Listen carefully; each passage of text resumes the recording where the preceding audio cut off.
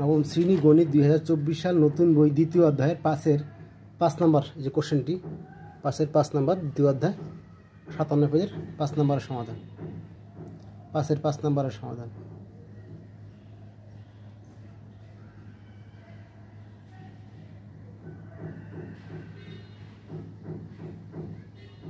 পাঁচের 6 নম্বর কোশ্চেনের সমাধান।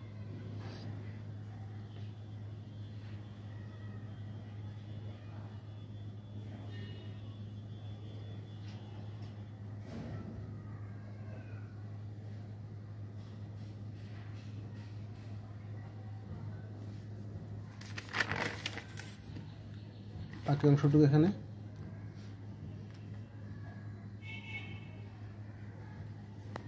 বাকি অংশটুকু এখানে 7 নম্বরে।